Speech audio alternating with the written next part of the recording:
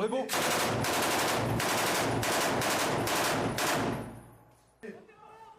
Dis-le avec moi.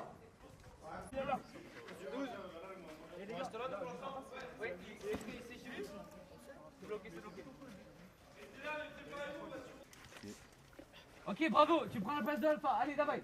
Allez. Alpha. Alpha à moi. Alpha. Ok, tout Ah oui. on rentre par l'entrée. Vous êtes prêts les gars? On prend la façade de droite là, c'est bon? Ah non mais il y a l'entrée, nickel. On prend l'entrée, c'est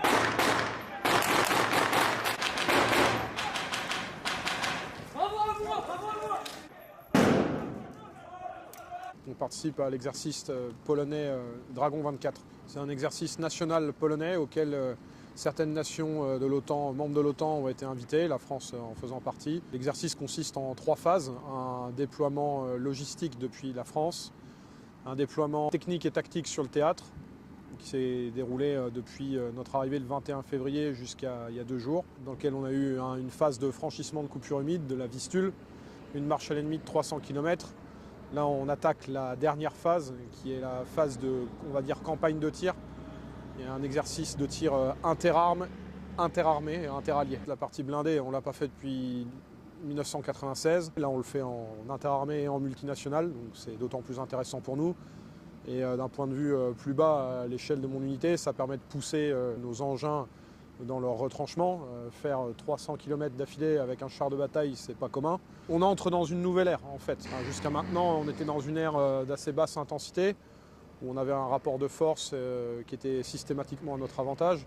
Aujourd'hui, avec le retour d'expérience des événements actuels partout dans le monde, on est entré dans une nouvelle phase où on va se concentrer sur la haute intensité. Au lieu d'avoir un combat du fort au faible, on va avoir un combat du fort au fort, avec les mêmes capacités technologiques, les mêmes structures, avec parfois où nous on va être mis en déséquilibre.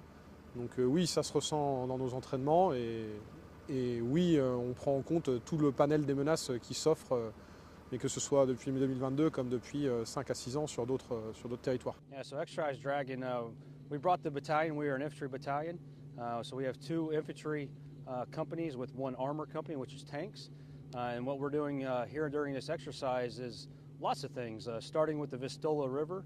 We did a river crossing down at that town, and then we came up to here to do live fire training. So while we're here, we're doing a lot of interoperability training, learning how other nations in NATO fight, and then how we can fight together to be better as a organization. So everything we do, we fight as a team. We're never going to fight by ourselves, and having such a strong alliance that we have, and actually seeing all these nations being here is absolutely important for us to see how we can fight, how our equipment talks to each other, and how we work together. But it is absolutely important to fight as an alliance, and it's just been a great experience for everybody. So when training in the U.S., you're only with the other American units, so we understand the equipment. All of our equipment works together very well, but then when we come and train with all these different partners that we have, you have to get creative. How do we talk to each other? How do we communicate? How do we use their equipment? And how do we use our equipment to get the end state that we're looking at is just being a really good force and a really good alliance. The strongest military alliance, even today on the 25th anniversary of Poland joining NATO, being part of that ceremony today shows you how strong the bond is. And it does exactly what we're supposed to do. We're deterring aggression. We're here doing that. And then as we're doing that, the world knows how strong we are. So that alliance alone and NATO coming together and showing what we can do is absolutely important for the world and for Europe, absolutely. My battle group is composed of different enforcement, not belonging on my command post, and 2 AFV companies coming from my regiment. But I'm also enforced with the 7th Armed Brigade, French Army, different elements, 1 Leclerc tank company, and also 1 combat engineers and some logistical enforcement. It's very important for the French land forces to work with the other NATO armies because it allowed us to discover new kind of terrain, east part of Europe. The French battle group embedded into Dragon 24 exercise is currently under the orders of the 10th Armed Brigade from Polish Army, in close coordination with a German battalion and a Polish tank battalion. This kind of exercise and the anniversary of NATO is important because it's our common guarantee to maintain peace and safety in Europe, and it's also a good occasion for us to exchange about training, about our procedures, and to have a concrete, I would say, human and ground knowledge from each other. We find good opportunities to learn lessons from our Polish and US and German colleagues, because we discover some elements about the wet gap crossing, for example. We do also wet gap crossing in France, as you can imagine, but such a level of brigade.